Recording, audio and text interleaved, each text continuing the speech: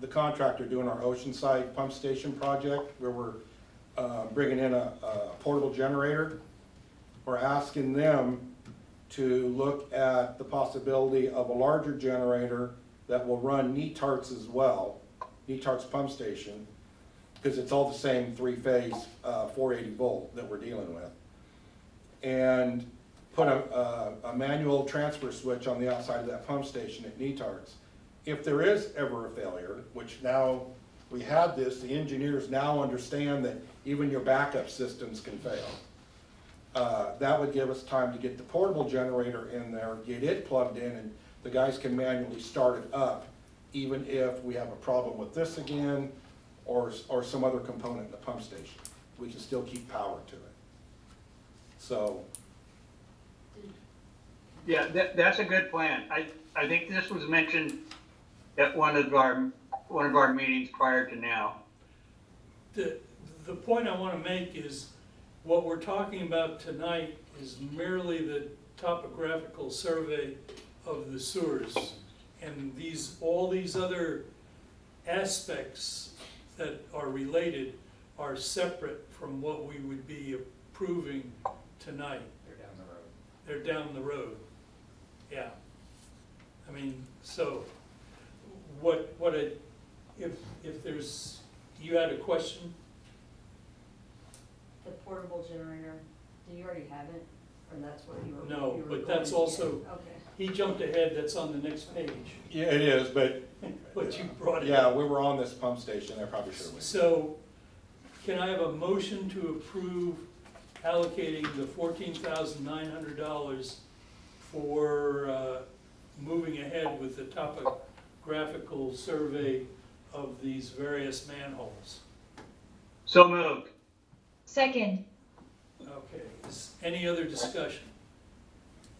If there is none, all in favor of approving the allocation of these funds, say aye.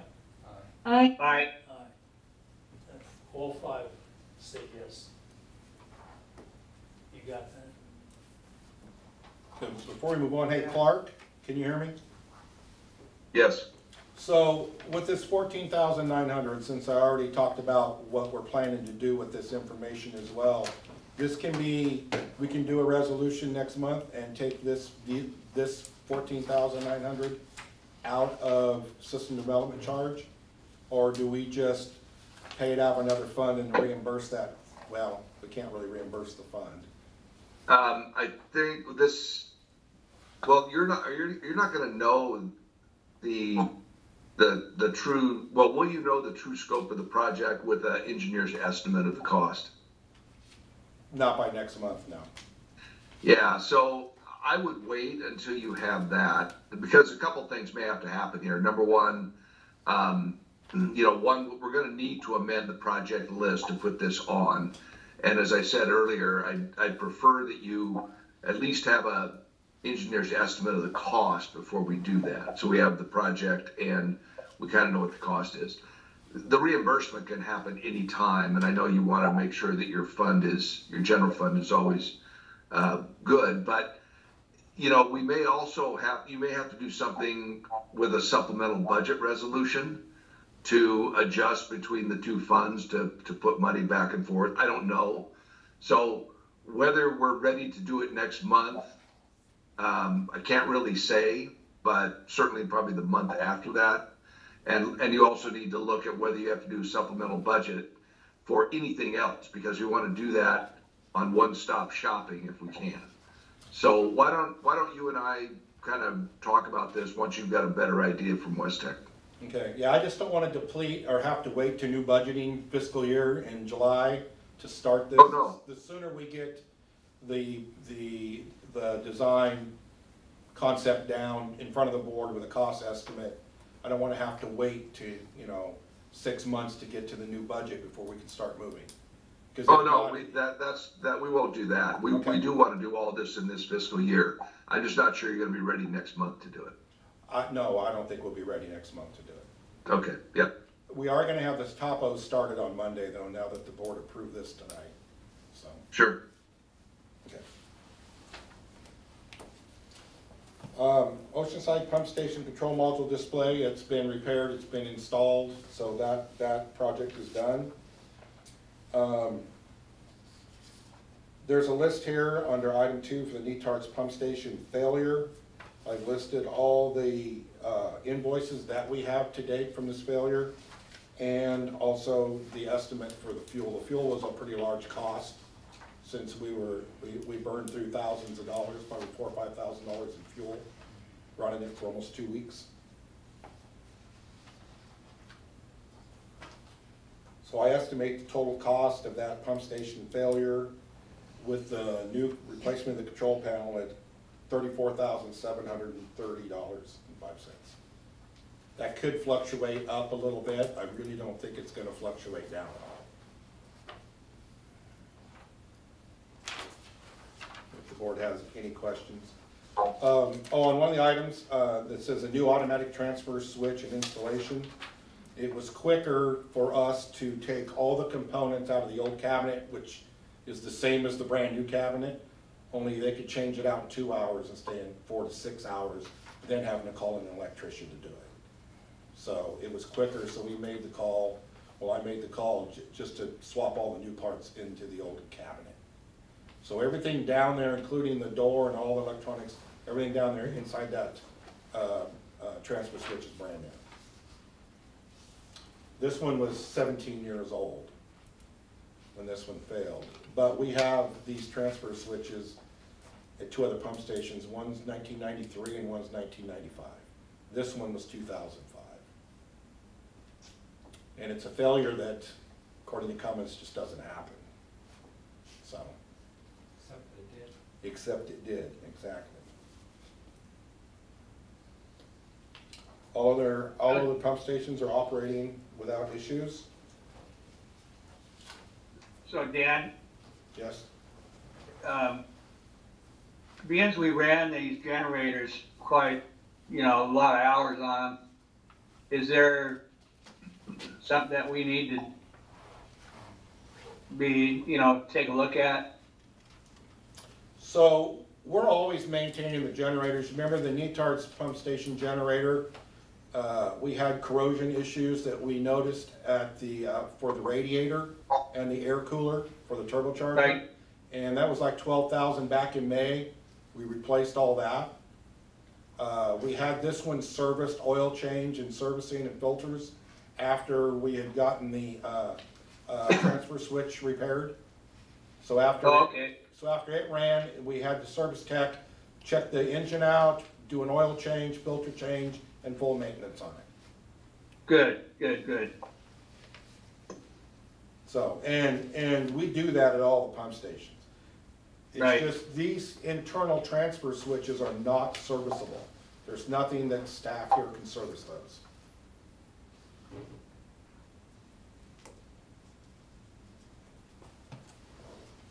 Any other? Okay.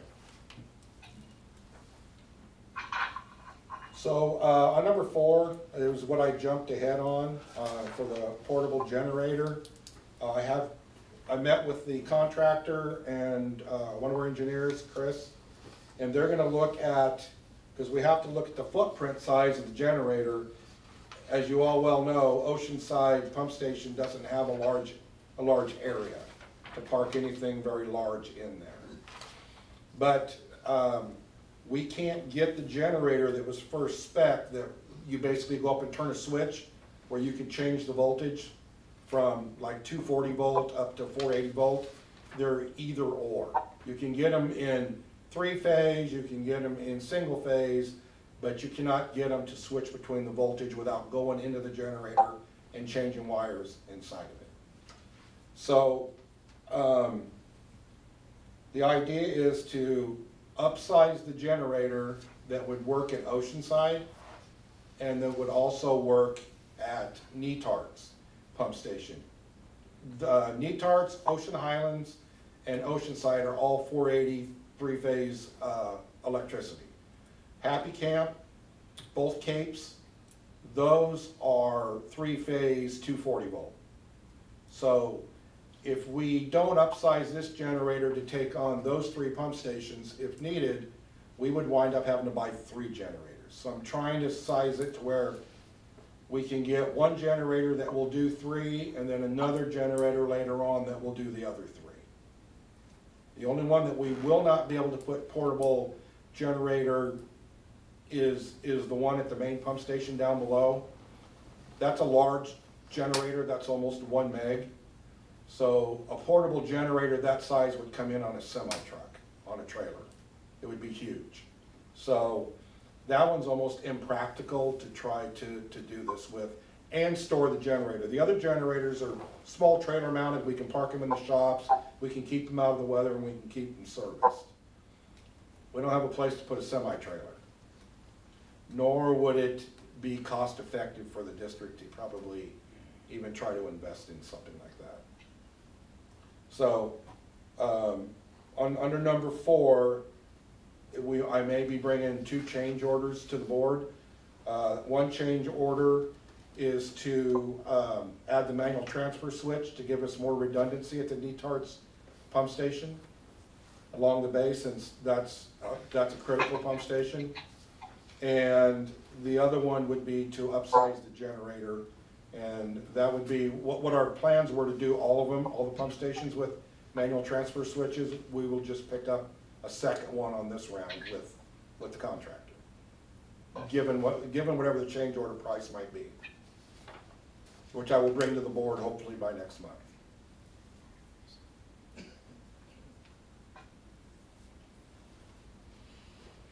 Are there any questions on that? John? The, I didn't understand what it left out. The only one thing that it left out for the giant generator. Can you run the transfer station at Netarts Bay with what you're spec'ing out? Just the 480? Yes. Okay. Yeah, that's its intent, is to be large enough to run that pump station. What was the big one for? The great big one is, I just threw in there, was for the one down below at the main pump station across from the beach. As you're coming up here, you'll see the big pump station down below.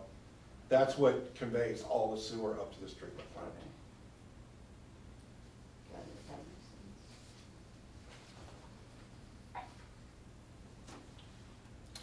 sense.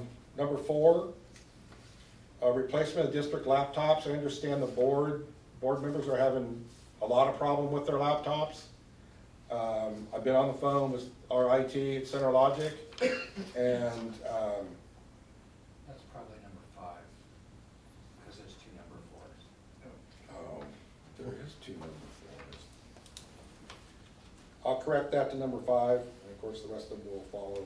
No, there were 2 4s and then you went to 6, so it's fine. Okay, well, thank you for catching that. So we are looking, I'll talk to all the board members individually and find out what performance issues you're having. Are they just like Outlook program, something in your Office 365 that doesn't allow you to open a Word or Excel or a PDF or something like that? Which I think is some of what you were saying, Jerry, was the problem. No, I mean, there's a problem with the Outlook opening itself. It takes about 10 minutes. Mm-hmm. But when I'm typing an email, it takes about 3 or 4 seconds for that letter to show up after I press the keyboard. Right. So there's... Okay, so you have 2 separate issues is what IT's telling me, and he needs to address those both. So what I'll do is he would like to schedule time with you where you could be on the phone when he first starts this to walk him through it. And he'll do it all remotely. He'll just have you on the phone for a few minutes so you can explain each issue instead of me trying to translate it back to him. Okay, yeah, I have no problem with that. The computer processes it slowly. Right. And he has a couple ideas. He knows what's wrong. It seems to be there are some issues with Office 365 on some of these programs. They do updates automatically, and then the program doesn't work correctly. So I had the same issue with mine. I'd start typing, and then all of a sudden it would just start filling itself in. You know, it wouldn't do it immediately. They logged on and fixed mine in just a few minutes. Okay, I thought that's what they were doing when they logged on, you know, he was on it for like an hour. I went away because he was trying to load whatever the patch was or the correction was. I went, okay, he's getting a good practical example of how slow this thing is. Right. That's when I, But what I understand what he did was, he did all the updates, and he cleaned up the hard drive, he did some maintenance on it.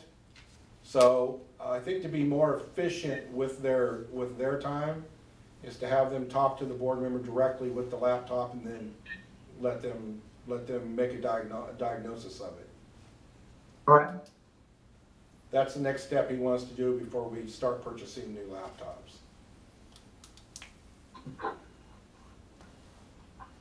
So that's all I have. Court has it. How much do you charge an hour? I'd have to go back and look at his invoice. He is one of the more expensive ones.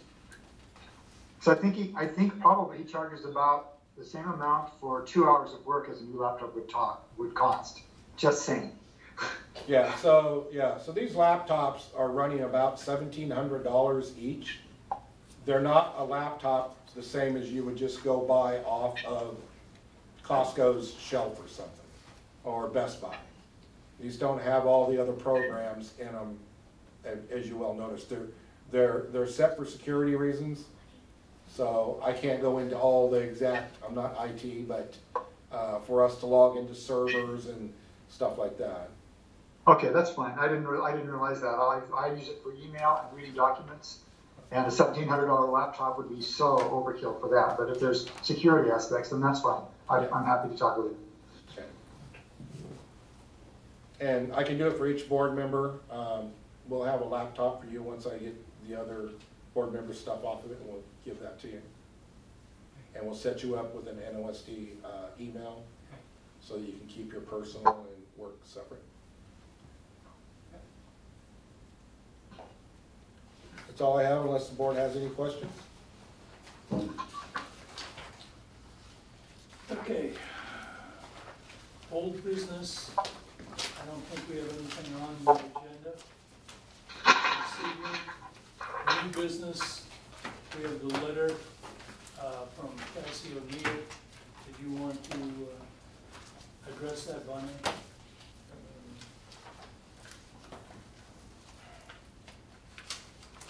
What are you saying, John?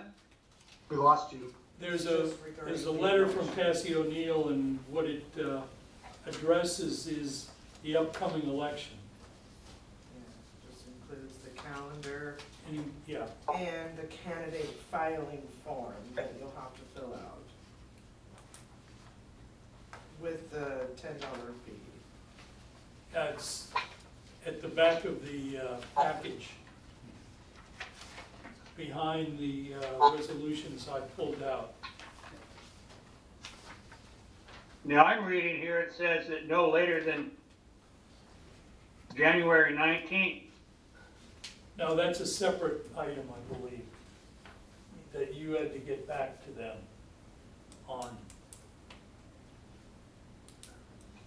Due back to us, the Special District Director Information Form, mailed January 4th.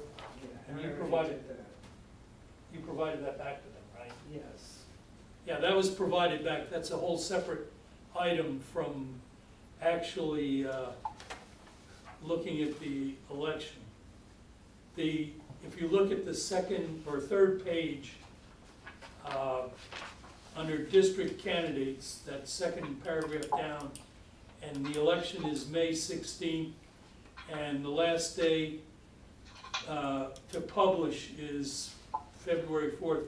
That, I believe, is the county saying these are the positions that are going to be up for election. And then from February 4th to March 16th is the period for which you can pay your $10 and be on the ballot. Okay. Okay? There's a lot of information on this page, but those, I think, are the truly relevant dates.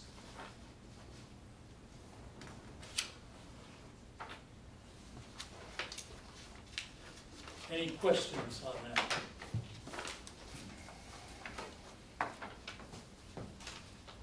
And then there's the form.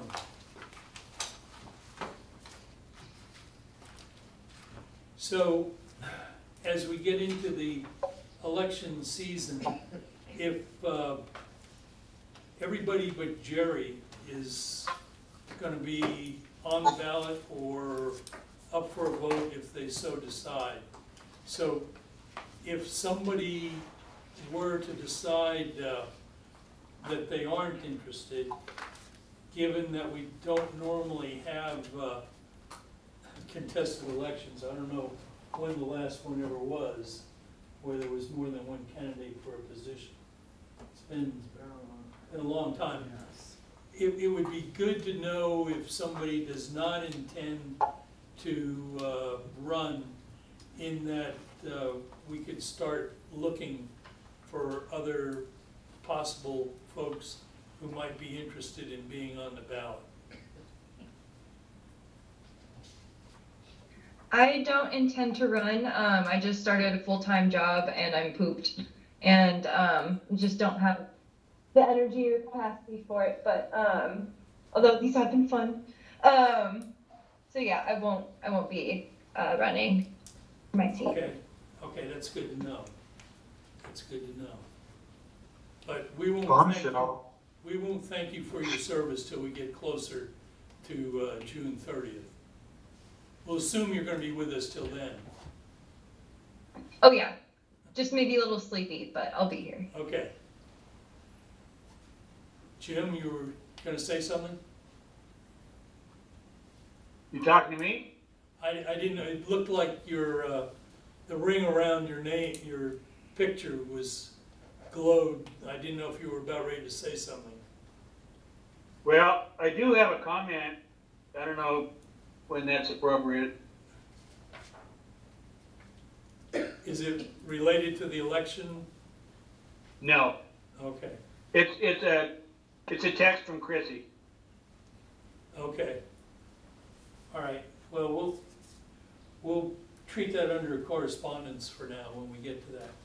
So I might add that if you know of anybody who might be interested in running, it would be ideal in a sense if we have a second person from Netarts, so that the balance is closer to 2 and 3 one way or the other.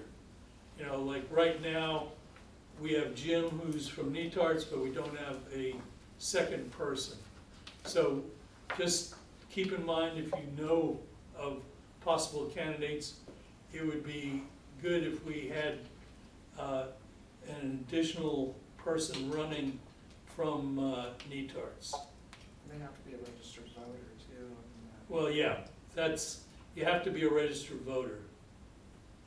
So, In that area, right, within the district. within our district. Yes, yeah. All right, correspondence. You said Chrissy had something she wanted to say? Yeah,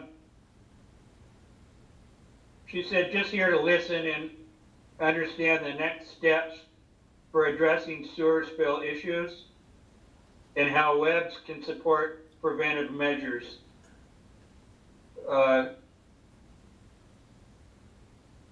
Just want to be a community partner and stay connected with what is happening with the NOSD. Attempted to attend, want to be counted present.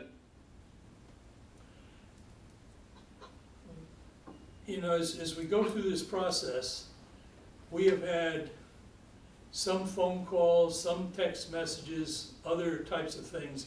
If she could either formulate that in a letter or a email to the sanitary district so that we have a record of it, that would be great. If you could get back to her, ask her to perhaps make that a little more formal. But I understand there's been a communication problem here this evening in that we apparently dropped Chrissy off. But if she could put that into something that we have for the record, that would be helpful. The other thing is, we are going to be very quickly into a budget cycle for a new budget, which would start July 1st. So with that in mind, we need to have, how can I phrase this? Beat the bushes to find additional community members to be on the community budget committee. We have Kent Brown, who's on that. I believe he's in his 3rd year. But we would certainly need several other people. And that's how Elizabeth came to us from being on that committee. But please, if you have anybody out there that would be interested enough to begin to learn a little bit about how the finances work, that would be a great thing, because we will be going through that process this spring. John, Yes. do members of the budget committee also have to be registered voters in the district? Yes, I think they do. I think so. They have to be residents and registered voters. Yeah. Well, I will double check that, but I believe so. Well, Okay, that's Clark. I can ask her, I'll beat the bushes, as you say. Last time that happened, I wasn't well enough aware of what it took or anything, but I can use all the contacts I've got, at least in Oceanside, to probably find some folks. Clark, did you want to chime in? Is that they need to be? Well, I'm not exactly sure, but I think the budget committee statute talks about citizens. I don't think it talks about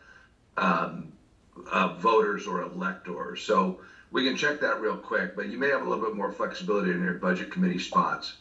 So I'm an attorney, hi. Yeah, yes, Chair, Okay. sure. What statute is it? I'll just look up. In the local government budget laws in Chapter 294, and it's pretty clear there. There's a particular statute that says there's going to be a budget committee, which is the 5 of you, and then 5, and I think it just says citizens. So if you can check that, it's probably like in 294.300 something or 400 something. Yeah, you can read the statute. I know your career and that you were a great lawyer, and still are. So there you go. So yeah, have at it. Okay, so there's a generic statute for special district budget committees, right? It's a budget statute that applies to all local government, county, city, district. Thanks a lot. I'll look at it. Sure. Okay. Any other discussion? If there's none, no executive session, and motion to adjourn. I just have Or- one yeah, thing. We've got these resolutions that have both your name and Elizabeth's name on it to be signed. I don't know how we want to handle that. Would you be able to drop by tomorrow? Yeah, what time is your office open? We're here at 8. 9? At 8? Yes. Okay, I will be there at 8. Okay. Lincoln gets here at 7:20. That I do? Okay. Don't really. If there's nothing else, we're adjourned 6:51. 6:51. Okay, thanks, everybody. Thank you. All right. Thanks.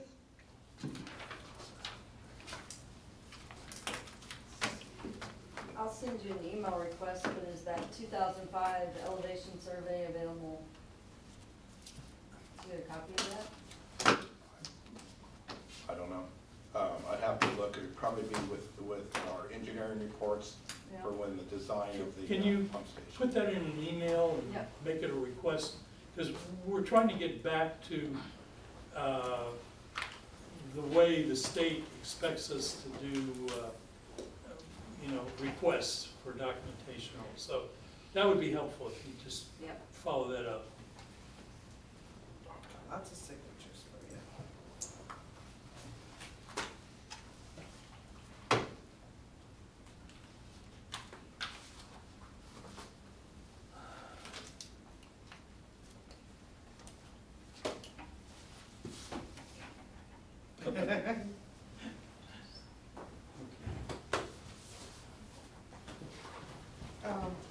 So what I'll do is, if we can, you have your phone number on that sign-in sheet? Yeah.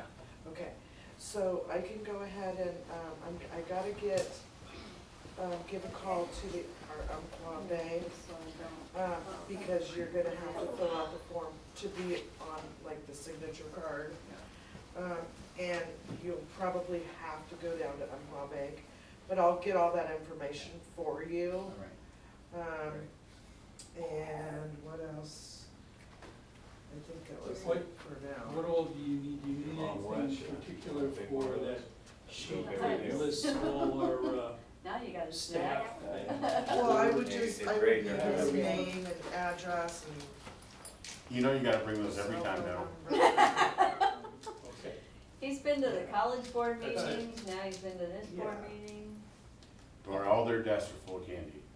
Well, All the time. and that was one of the It's not in my pushbacks, desk. Wants to write it down. was coming here, We can do that. the college I was Well, normally they wants want snacks, to I sign said, in. I don't think they have I snacks know. out there. My resume is. There was a time we did, but when COVID hit, we couldn't have them out anymore. I've never We just had received donuts it. and Maybe you gave it to My Dale. snacks aren't in my desk. What do you need from it? They're hidden. no, they're not. I know exactly where they're at. I can send you one. No. How about here? Don't make me go get all those cubbies out. I'll just make Not a one copy thing. of it. It's awful. So what is it about this thing that stopped working? They can't, so, you have these two shafts that run through here. Right. And what those shafts do is, this is where your power goes